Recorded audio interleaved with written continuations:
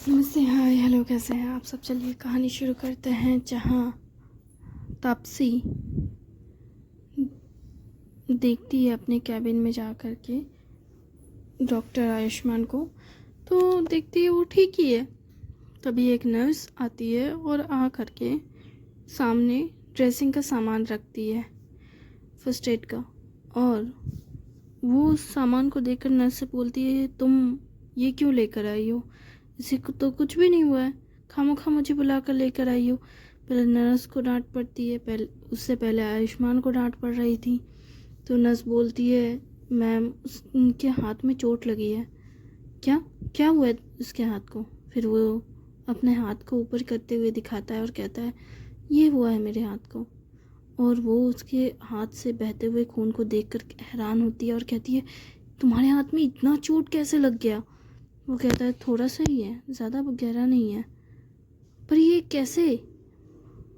जिस पर वो कहता है, एक्सीडेंट हो गया था थोड़ा। तुम्हारा एक्सीडेंट कैसे हो सकता है? वो नर्स के सामने चिल्लाने वाली होती है, पर उसकी नज़र जैसे नर्स पे पड़ती है, वो कहती है, तुम जाओ, मैं देख लेती हूँ। जिस पर वो कहती है, ठीक है मैम। वो चली जाती है कैबिन से बाहर। वो सामने वाले चेयर पे बैठती है। वो दोनों एक दूसरे के सामने बैठे होते हैं और वो उसका फर्स्ट एड कर रही होती है, उसके घाव को साफ़ कर रही होती है और साथ में उसे डांट भी रही होती है, उसे बोल रही होती है, आखिर तुम इतनी केयरलेसली कैसे ड्राइव कर सकते हो? तुम तो कभी ऐसा नहीं करते हो ड्राइव करते वक्त। फिर तुम ऐसे ड्राइव क्यों कर रहे हो? ऐसे ड्राइव क्यों किया? ये वो पूरा डांट रही होती है। पहले तो वो चुपचाप उसकी हर तरह की डांट सुन रहा होता है और उसकी बहन बाहर खड़ी होके अपनी बहन की बातें सुन रही होती है कि उसकी बहन कितना ज़्यादा गुस्सा कर रही है डॉक्टर आयुष्मान पे। लेकिन वो जा कर के कुछ बोलती नहीं है, वो बाहर ही खड़ी होकर के सुन रही होती है। और उसकी बहन के साथ साथ और भी हॉस्पिटल के स्टाफ मेंबर, जो कि रात हो गई थी काफ़ी, तो बहुत सारे और स्टाफ मेंबर भी धीरे धीरे इकट्ठा होने लगते हैं और वो इकट्ठा होकर सुनने लगते हैं बात कि डॉक्टर क्या बातें कर रही है। और वो काफ़ी लाउड में थी, तो वो उसकी डांट की आवाज़ सबको सुनाई दे रही होती है और वो बोल रही होती है कि तुम इतने केयरलेस कैसे हो सकते हो? तुम इतनी लापरवाही के साथ काम कैसे कर सकते हो? तुम्हें शर्म नहीं आती है? तुम कभी तो ऐसे गाड़ी नहीं चलाया करते थे, तुम इतने केयरलेस कैसे हो गए? तुमने एक बार भी नहीं सोचा मेरे बारे में? तुम्हें क्यों समझ नहीं आता? तुम्हें पता है यहाँ इस हॉस्पिटल में मैंने कितने एक्सीडेंट पेशेंट देखे हैं, मैंने कितने लोगों का इलाज किया है। मैं तुम्हारा इलाज करूं? तुम क्या चाहते हो मुझसे? आखिर तुम इस तरह क्यों कर रहे हो? और वो अचानक बोलते बोलते रोने लगती है और उसे रोता हुआ देख पहले तो वो शांति से डॉक्टर तापसी की सारी बातें सुन रहा है, लेकिन जैसे ही वो रोने लगती है, वो अचानक से उसके करीब आकर उसे छूने लगता है।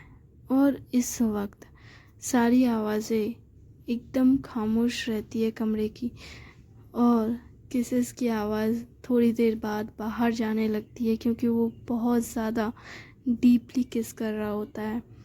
और उस आवाज़ को सुनकर तो बाहर में मौजूद सबके चेहरे लाल हो गए होते हैं। बिपाशा भी शॉक्ड में होती है और सोचती है, अंदर क्या चल रहा है? ये कैसी आवाज़ आ रही है? God the please. वो सभी नर्सेस को बोलती है, जाइए जाइए, अपना काम कीजिए, जाइए। वो साइलेंटली सबको अपनी बहन के कैबिन के सामने से हटाने की कोशिश करती है और वो लोग भी बिपाशा को देखकर कहते हैं, तुम यहाँ क्या कर रही हो? चलो तुम भी हमारे साथ। फिर सभी एक दूसरे इस तरह की बातचीत कर रहे होते हैं, तो उनकी आवाज़ें भी उन दोनों के कानों में पड़ती है और वो दोनों एकदम से अलग होते हैं। तापसी उसे अलग करती है और कहती है, लगता है बाहर कोई है। जिस पर वो कहता है, मैं देखता हूँ। जिस पर वो कहती है, मैं देखती हूँ। और फिर वो बाहर झांकती है तो देखती है कोई नहीं है, क्योंकि सब लोग कैबिन के बाहर दूसरे साइड के दीवार में छुप जाते हैं। और वो कहती है, बाहर कोई नहीं है। और जैसे वो अंदर आकर ये कहती है कि बाहर कोई नहीं है, वैसे ही वो उसका हाथ थामकर उसे दीवार में करीब कर कर उसे ज़ोर से किस करने लगता है। और उस वक्त वो दोनों ही उस किस में खोए हुए होते हैं। वो दोनों ही कंटिन्यूसली एक दूसरे को किस कर रहे होते हैं। और डॉक्टर आयुष्मान थोड़ी देर बाद कहते हैं, क्या तुमने मुझे माफ़ किया? और ये सुनते ही डॉक्टर तापसी उसे किस करने लगती है इस बार आगे बढ़कर, और फिर वो उसे खुद से दूर करती है और चेयर में धक्का मारकर बैठाती है और कहती है, तुम ये पूछने में बहुत देर नहीं करती? जिस पर वो कहता है, आई एम सॉरी, मुझे ऐसा नहीं करना चाहिए था। पर क्या तुम्हें नहीं करना चाहिए था? इतनी रेस्टलेस तरीके से गाड़ी नहीं चलानी चाहिए थी। वो सुनकर जैसे सुकून पाती हो और उसके चेहरे पे ये सुकून के भाव देखकर वो कहते हैं, क्या तुम्हें लगा मैं ये कहूँगा कि किस मुझे नहीं करना चाहिए था? वो कहती है, अगर तुमने ये कहा होता तो मैं तुम्हें बहुत मारती। जिस पर वो कहता है, मतलब तुम ये कह रही हो कि तुम्हें किस करने का हक सिर्फ मुझे है? मैंने कब ये कहा? तो तुमने ये नहीं कहा तो तुम क्या कहना चाहती हो बताओ? क्या मैं ये खुद से पता करूं? और ये कहते हुए वो उसके चेयर को अपनी करीब खींचता है और उसे कहता है कि चोट मुझे यहाँ पे भी लगी है। अपने दिल पे हाथ रखा कर उसे कहता है, देखो मेरी हार्ट बीट बहुत तेज़ हो रही है। वो उस पर उसके दिल पे हाथ रखते हुए उसकी हार्ट बीट को महसूस कर रही होती है और अपने हाथ को उसके हाथ से छुड़ाने की और अपने हाथ को उसके दिल पे से हटाने की कोशिश कर रही होती है, लेकिन वो उसके हाथ को पकड़ अपने दिल पे लगाए रखता है, सीने से सटाए रखता है और कहता है, क्या तुम मुझे महसूस नहीं कर सकती? हाँ, मैं तुम्हें बहुत प्यार करता हूँ, बहुत ज़्यादा। तुम जितना सोचती हो उससे कहीं ज़्यादा मैं तुम्हें चाहता हूँ। वो कहती है, बस करो, अब मुझे छोड़ो, मुझे काम है। तुम रो रही थी क्या? मैंने तुम्हारी रोने की आवाज़ सुनी। मैंने तुम्हें कॉल किया था और तुम्हारी बहन ने कहा, ये सब मेरी वजह से है कि तुम रो रही थी। ऐसा कुछ नहीं है, ऐसा ही है। तुम रो रही थी, शायद इस वजह से था क्योंकि मेरी वजह से तुम्हारा कॉलेज ड्रॉप आउट तुम्हें करना पड़ा। तुम्हें लाइफ में और बहुत सारे स्ट्रगल से गुजरना पड़ा। ये सब मेरी वजह से था, है ना? नहीं, ऐसा कुछ नहीं है, ऐसा ही है। तुम लाइफ में बहुत कुछ झेल चुकी हो सिर्फ मेरी वजह से। जानती हो, मैं हमेशा इस चीज़ के लिए खुद को गुनहगार मानता आया। मुझे लगा मैं तुम्हारे काबिल ही नहीं और इसलिए मैं तुम्हें से दूर रहने लगा। मुझे लगा बस तुम्हारी माफ़ी मिल जाए तो मेरे लिए काफ़ी है, मैं जी लूँगा अकेले ज़िंदगी। पर और वो जब आगे बात कर ही रहा होता है उससे पहले डॉक्टर तापसी बीच में टोकती है और कहती है, तुम मेरे बारे में सोचे बिना फिर से फैसला कर रहे थे। तुम एक बार भी मेरे बारे में नहीं सोच सकते, हाँ? जिस पर वो उसके मुंह पे हाथ रखते हुए कहता है, उंगली रखकर, कि मेरी बात ख़त्म नहीं हुई, मेरी बात सुनो। पर मैं तुम्हें जाने नहीं दे सकता। मैं तुम्हें खो नहीं सकता, तुम्हें छोड़ नहीं सकता। मैं तुम्हारा साथ चाहता हूँ, ज़िंदगी भर के लिए। क्या तुम मुझसे शादी करोगी? वो कहती है, तुम सच में पागल हो, तुम्हें प्रपोज करने के लिए यही जगह मिली थी। क्या ये जगह गलत है? नहीं, बिल्कुल नहीं। जिस पर वो कहता है, मुझे याद है, वो दोनों ही उस दिन को, उस पल को याद कर रहे होते हैं जब वो कॉलेज के दौरान फर्स्ट ईयर के लैब में होते हैं, फॉरेंसिक लैब में, जहाँ पे वो सीख रहे होते हैं कि इंसान के लंग्स के प्रॉब्लम्स को जांच रहे होते हैं कि इंसानी लेंस कैसे काम करता है, उनके हार्ट कैसे काम करते हैं। प्रोफेसर उन्हें सिखा रहे होते हैं और वो उन सबको सीखने के बाद, सबके जाने के बाद, वो उसी लैब में, मेडिकल लैब में रुकते हैं और वहीं पे वो साथ में पढ़ाई कर रहे होते हैं और वो एक दूसरे को सिखा रहे होते हैं कि कैसे, किस तरह के प्रॉब्लम्स में किस तरह की चीज़ों को हैंडल करना चाहिए। और फिर वो दोनों इसी तरह बहुत सारी पढ़ाइयाँ साथ में कर रहे होते हैं, किस तरह के पेशेंट को किस तरह के मेडिसिन्स प्रोवाइड करने चाहिए और बहुत सारी ऐसी चीज़ें वो सीख रहे होते हैं। इंसान की बॉडी के और अलग अलग ऑर्गन्स, और उसी दौरान वो एक दूसरे को प्रपोज भी करते हैं कि मुझे तुम्हारा साथ पसंद है, और वो भी कहती है हाँ मुझे भी तुम्हारा साथ पसंद है। और इस तरह से वो दोनों एक दूसरे को डेट कर रहे होने लगे थे।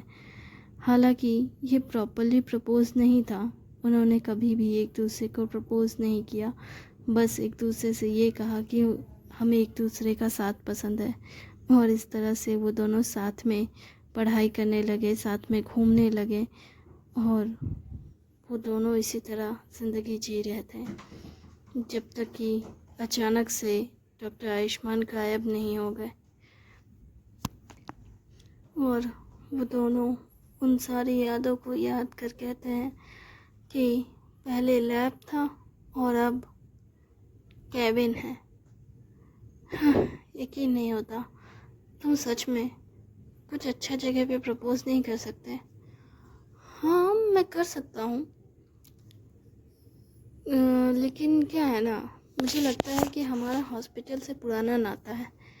हम लोग पहले भी पढ़ाई कर रहे थे और अब हम साथ में डॉक्टर बने हुए हैं, तो क्यों ना हम यहीं पे।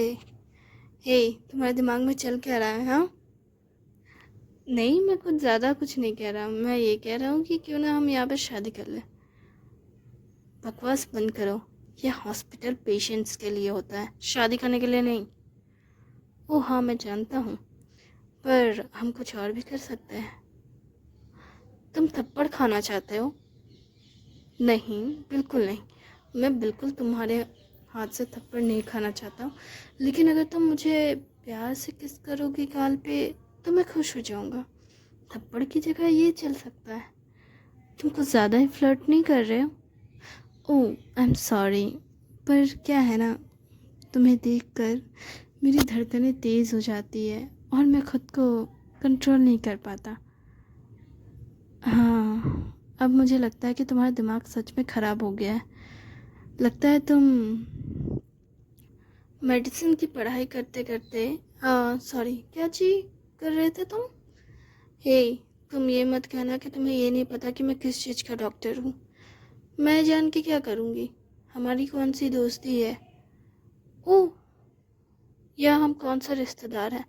छोड़ो, जाने दो, मेरा काम हो गया, मैंने तुम्हारी पट्टी बांध दी, अब मैं चलती हूँ, बाय बाय। और ये कहते ही वो जैसे दरवाज़ा खोल कर जाने वाली होती है, वो तुरंत उसका हाथ पकड़ के उसे खींचता है और उसे गले लगा लेता है और उसे कहता है, प्लीज़ थोड़ी देर के लिए बस मुझे ऐसे ही थामे रखो, मुझे ऐसे ही रहने दो। वो उसे गले लगाए हुए लगाने देती है और कहती है, क्या हुआ है? मुझे मुझे विश्वास नहीं हो रहा कि तुम और मैं तुम और मैं साथ हैं, है ना? हाँ, मुझे लगा नहीं था कि तुम मुझे मुझे माफ़ करोगी। सच कहूँ तो मुझे भी नहीं लगा कि मैं तुम जैसे गधे को माफ़ करूँगी। मुझे लगा तुम जैसे गधे से तो दूर होना ही बेहतर है। तुम्हें मेरी फीलिंग्स की कद्र ही नहीं है। पर मैं जानती हूँ कि मैं तुमसे बहुत प्यार करती हूँ और मैं तुम्हें छोड़ नहीं सकती। पर ये आखिरी मौका है तुम्हारे पास। अगर तुमने अब कोई गलती की तो मैं यकीन दिलाती हूँ, मैं 1 सेकंड की देर नहीं लगाऊंगी और मैं तुम्हें से दूर चली जाऊंगी और मैं तुम्हारी शक्ल कभी नहीं देखूंगी। तुम मुझे चाह के भी ढूंढ नहीं पाओगे। जैसे इस बार ढूंढ पाए थे वैसे नहीं ढूंढ पाओगे। ठीक है, मैं समझ गया। मैं दोबारा ऐसा कुछ नहीं करूँगा जिससे तुम्हारा दिल दुखे, और ये वादा करता हूँ मैं। और ये मैं तुम्हारी कसम नहीं खाऊंगा, बल्कि मैं अपनी कसम खाता हूँ कि अगर मैंने ऐसा कुछ भी किया जिससे तुम्हारा दिल दुखे या तुम्हें चोट पहुँचे तो इसके बदले में मैं अपनी जान दूंगा। क्या क्या कह रहे हो तुम? मैं वही कह रहा हूँ जो सच है।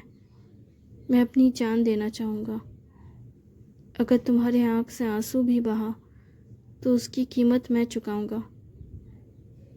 मैं तुम्हारी आंखों में अब आंसू भी नहीं आने देना चाहता। जितना मैंने तुम्हें रुलाया है उससे 100 गुना ज़्यादा मैं तुम्हें खुशी देना चाहता हूँ और पूरी ज़िंदगी तुम्हारा ख्याल रखना चाहता हूँ। आज के बाद तुम्हारी आंखों में एक भी बूंद आंसू नहीं आना चाहिए और मैं आने भी नहीं दूँगा।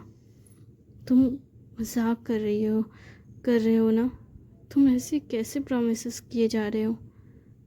तुम मजाक कर रहे हो। ऐसे प्रॉमिस नहीं करने चाहिए। नहीं, मैं सीरियस हूँ और मैं ऐसे वादे नहीं करता जिसे मैं निभाता नहीं। और तुम्हें तो पता ही है कि मैं प्रॉमिसेस निभाने में कितना अच्छा हूँ। और वो याद करती है, भले ही उन्होंने रिलेशनशिप्स को लेकर के किसी भी तरह के प्रॉमिसेस ना किए हों, लेकिन उन्होंने एक दूसरे को वादा किया था कि जब तक वो कॉलेज कैंपस में है तब तक वो हर दिन एक दूसरे से मिलेंगे और चाहे कुछ भी हो जाए वो हमेशा डॉक्टर आयुष्मान उसे ढूंढ कर उससे मिलता था, उससे बातें करता था, उसे देखता था। एक बार डॉक्टर आयुष्मान सारा दिन के लिए कहीं बाहर गए हुए थे, लेकिन फिर भी वो आखिर में उससे जाकर मिले। और जब डॉक्टर तापसी भी हॉस्पिटल के कैंपस के बाहर थी एक बार, तब वो भी कुछ टाइम बाद रात होने से पहले डॉक्टर आयुष्मान से मिली। हालांकि वो मिलने के बारे में सोच रही थी, फ़ोन की कि आज शायद हम नहीं मिल पाएंगे। मेरे कैंपस से मैं वापस तो आ गई हूँ, लेकिन अब मैं हॉस्टल की तरफ जा रही हूँ। तभी वो कहता है 2 मिनट रुको, और वो दौड़ कर उसके पास आता है उससे मिलने के लिए। वो कहती है कि तुम्हें ये करने की क्या ज़रूरत थी? वो कहता है हमने प्रॉमिस किया था, मैं प्रॉमिसेस नहीं तोड़ता। और अब करंट में जब वो ऐसे वादे कर रहा था तो डॉक्टर आयुष्मान की बातें सुन डॉक्टर तापसी बहुत ज़्यादा परेशान होती है और कहती है तुम्हें ऐसे वादे नहीं करने चाहिए। क्या हो अगर तुम्हें कोई और पसंद आ जाए? तब तो मेरा मरना तय है और मुझे मरना ही चाहिए। आखिर तुमसे बेहतरीन लड़की और कोई हो कैसे सकती है जो मेरा दिल चुरा ले? ये कैसी बातें कर रहे हो तुम? क्या मैं सच कह रहा हूँ? तुमसे ज़्यादा सुंदर, तुमसे ज़्यादा अच्छी कोई और हो भी नहीं सकती।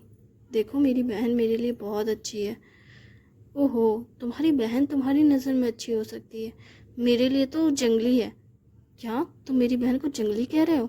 हाँ।